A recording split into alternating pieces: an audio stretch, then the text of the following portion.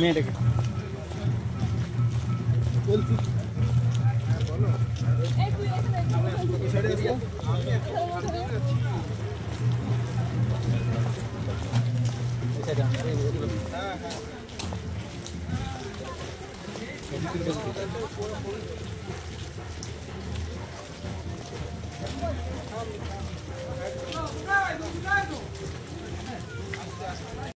Society Cooch Behar Nayagram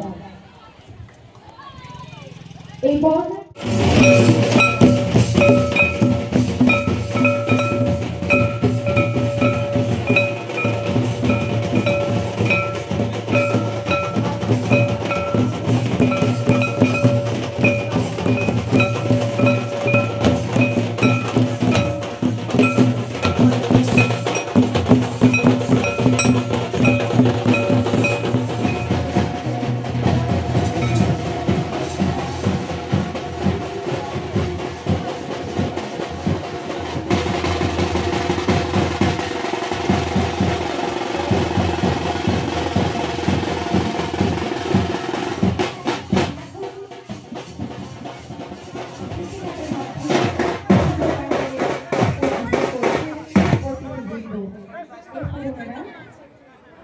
মঞ্চে এসে যথাযথভাবে আসন গ্রহণ করবেন।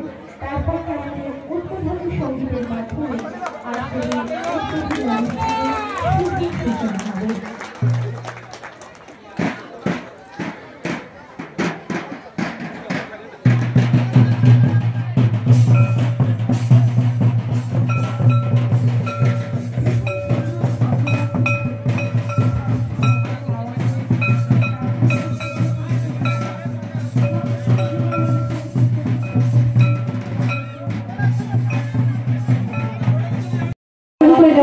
চলচ্চিত্র জগতের অন্যতম অভিনেত্রী মাননীয়া পায়েল মিঠাই সরকার মহাশয়াকে থেকেও সময় বের করে সবাইকে অনুরোধ করবো একটু আমাদের মধ্যে এসে উপস্থিত হয়েছে। আমরা ধন্য ব্যাচ উত্তরীয় দিয়ে বরণ করে নেওয়া হচ্ছে আজকের অতিথিবর্গকে। এখন বরণ করে নেওয়া হচ্ছে ইয়ংস্টার যুব ওয়েলফেয়ার সোসাইটির পরিচালনায় সার্বজনীন শ্রী শ্রী গণেশ পূজা ও মৈত্রী উৎসব 2025-এর শুভ সূচনা হয়ে গেল আজকে মঞ্চে উপবিষ্ট অতিথিদের দ্বারা। এরপর আমরা একটি নৃত্য দেখে নেব, যে নৃত্য পরিবেশন করবে একজন শিশু শিল্পী নৃত্য পরিবেশন করবে।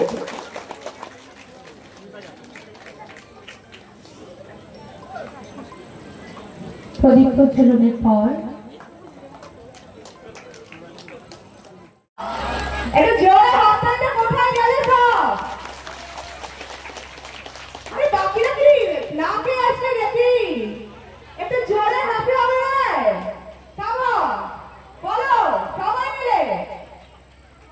জোরে হবে। এই ভিড়টা কোথায় গেল? আমি যখন ঢুকছিলাম তখন দেখলাম এইখানে বাসটা পুরো ভর্তি, বাকি সবাই চলে গেছে খেতে। তোরা কেউ খাস না রে? সন্ধ্যাবেলা ভাত মুড়ি খেয়ে শুয়ে পড়বি? সবাই একটু জোরে হাত তুলে দিয়ে সবার জন্য, যারা আমাদের মঞ্চে রয়েছেন, আমাদের প্রিয় বিধায়ক দুলাল মুর্মু মহাশয়, সকলের নাম আমি জানি না, চিন্ময়ী দেবী, আমাদের সবার প্রিয় সঞ্চিতাদি, রূপাদি এবং আরো যারা রয়েছেন, তাদের সকলকে আমি আমার আন্তরিক শুভেচ্ছা, প্রণাম এবং ভালোবাসা জানাই। সবাই খুব ভালো থাকুন, সুস্থ থাকুন, কেননা শুভ গণেশ চতুর্থীর দিনে আবারও নয়াগ্রামে এসে উপস্থিত হতে পেরে ভীষণ ভালো লাগে। বারবার আপনাদের আমন্ত্রণে, বারবার আপনাদের নেমন্তন্নয় আমি এখানে উপস্থিত হতে পারি, আমার এক অনবদ্য পাওনা। তবে এবার একটা বিশেষ মুহূর্তে যেহেতু এসেছি, এক বিশেষ ক্ষণে যেহেতু এসেছি, দ্বার উদ্ঘাটনের শুভক্ষণে, যেখানে মানুষ এত হই হুল্লোড় করে, কলরব করে এত সুন্দরভাবে এই সন্ধ্যাটাকে ভরিয়ে তুলেছে, তার জন্য আমি কৃতজ্ঞ। তবে বক্তব্য কিছু বলার আগে আমি দুলাল বাবুকে দুটো কথা বলতে চাই। দুলালবাবু বললেন যে পায়েল মিঠাই সরকারের কলকাতা থেকে আসতে খুব অসুবিধা হয়, তাই আমরা চাই যে নয়াগ্রামের ওনাকে ভোটার করে দেবো। এই বক্তব্যটা আমার সব থেকে ভালো লেগেছে। আমার কোনো আপত্তি নেই, আমি আপনাদের সময় পায়েল সরকার অর্গানাইজেশন, মানে আমার নিজস্ব প্রযোজনা সংস্থা, যার প্রযোজনায় বছরে 2টো করে সব থেকে বড় বাজেটের অনুষ্ঠান হয়, সেই পায়েল সরকার অর্গানাইজেশন এখন গ্রামে গ্রামে জেলায় জেলায় কাজ করছে সেই সমস্ত মহিলাদেরকে নিয়ে যারা নিপীড়িত, কুণ্ঠিত এবং অন্ধকারে থাকে, তাদেরকে আলো দিশা দেখানোর অন্যতম নাম হচ্ছে পায়েল সরকার অর্গানাইজেশন। গত 21শে জুন অনুষ্ঠিত হয়ে গেল স্টারলাইট অনন্য সম্মান সিজন 2, যেখানে বাংলার এমন কোনো প্রতিভা, বাংলার এমন কোনো শিল্পী বা বাংলার এমন কোনো মানুষ উপস্থিত ছিলেন না প্রশাসনিক মহল থেকে, যাদের দেখবার জন্য হয়তো অনেক অপেক্ষা করতে হয়।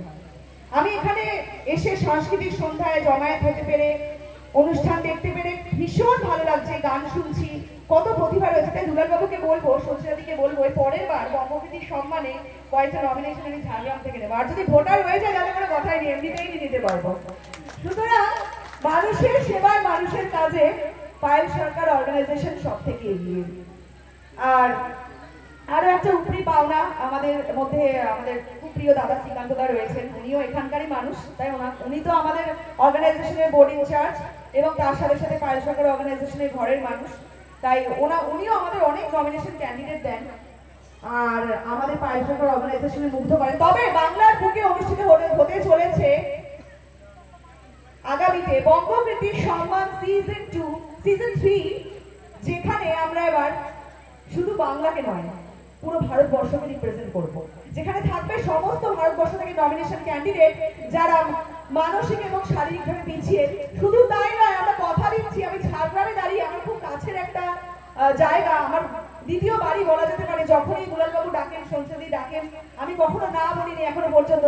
দুলালবাবু নিজে আমাকে বলেছেন এখন থেকেই প্রচারে কিন্তু আপনাকে চাই। তাই আপনারাও কি চান? আপনারাও কি চান? ব্যাস, আবার তো কোনো কথাই নেই, এখন থেকে বলে দিলাম, এবারেও থাকবো। তবে শুধু আপনাদের জন্য দুটো কথা বলতে চাই। কি হবে তো দুটো লাইন? সবাই একটু উৎসাহ না দিলে আমি তো করতে পারবো না, তাই আমার একটু হাততালি চাই, এটাই আমার উৎসাহ। মিত্রভানু গোমতিয়ারের কথায় প্রভুদত্ত প্রধান করিলেন সুর। আহা, কি গীত আমাদের! সেই গীত তোমাদের একটু শোনাবো নাকি? শোনাবো? আচ্ছা ঠিক আছে, আরো জোরে হবে না? এই পুরোটা নিয়ে একটু মনে মাইকটা ঘোরাচ্ছি, এখান থেকে এতটা অব্দি। ঠিক আছে, আর একটু জোরে। যারা বাড়ি গিয়ে ভাত মুড়ি খেয়ে ঘুমাচ্ছি তাদেরকে বলবো এক্ষুনি দৌড় ঝাঁপ করে এখানে আয়। যাওয়ার আগে শুধুমাত্র নয়াগ্রামের বাসিন্দাদের জন্য, আমার মা, বোন এবং দিদিদের জন্য, রঙ্গবতী রে রঙ্গবতী, ও রঙ্গবতী রে রঙ্গবতী, হায় রঙ্গবতী। আবার ওই হাততালিটা থামবে না কিন্তু, তাহলে কিন্তু থেমে যাবে আমিও। রঙ্গবতী রঙ্গবতী রঙ্গিলা মোর তারে, হাবুডুবু তোমারই কথা, হায় গো লাজে লাজে লাজে, হায় গো লাজে লাজে লাজে, হায় লাজে লাজে যাই মরি রসিক ঠাকুর মুখে নাই কোনো কথা, হায় রঙ্গবতী রঙ্গবতী রঙ্গিলা মোর তারে, হাবুডুবু তোমারই কথা, হায় গো লাজে লাজে লাজে, হায় গো লাজে লাজে লাজে, হায় লাজে লাজে মরি রোহাই রসিক ঠাকুর মনে নাই কোনো কথা, ওই রঙ্গবতী রঙ্গবতী রঙ্গিলা মোর তারে, হাবুডুবু তোমারই কথা। ধন্যবাদ, সবাই ভালো থাকবেন। সবাইকে শুভ গণেশ চতুর্থীর অনেক অনেক শুভেচ্ছা। আই লাভ ইউ নয়াগ্রাম, খুব ভালোবাসি আপনাদের সকলকে। সবাই ভালো থাকুন, খুব তাড়াতাড়ি দেখা হবে।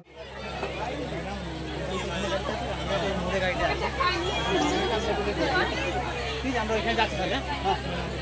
এই রঞ্জিত বাবু ম্যাডামকে দেখো, আমরা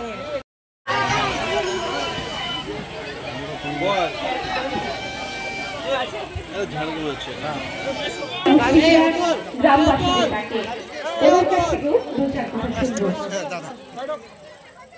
নমস্কার, জোহার। আজকে এখানে উপস্থিত আমি সমস্ত এই পুষ্টি গ্রামের সমস্ত বাসিন্দাকে আমি আমার পক্ষ থেকে অনেক অনেক ধন্যবাদ, জোহার, ভালোবাসা জানাচ্ছি। আর এই ইয়ংস্টার ক্লাবের সমস্ত সদস্যবৃন্দদেরকে আমি অনেক অনেক ধন্যবাদ জানাচ্ছি। আমরা এখানে খুব সুন্দর মঞ্চে আমরা কত সুন্দর একটা পরিবেশে এখানে আমরা সমবেত হয়েছি। গণেশ পূজার সাথে আমরা